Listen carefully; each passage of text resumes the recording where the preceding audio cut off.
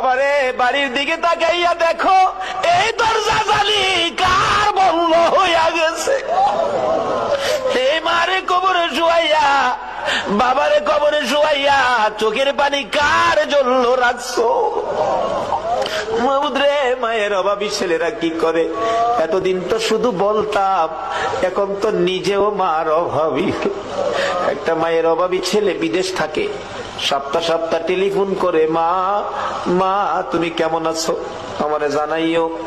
মা কই, বাবা বিদেশ গেছো টাকার জন্য, সপ্তাহ সপ্তাহ টেলিফোন করে টাকা নষ্ট করলে কেমনে হইব? টাকা চিনো রে বাবা, টাকা চিনো।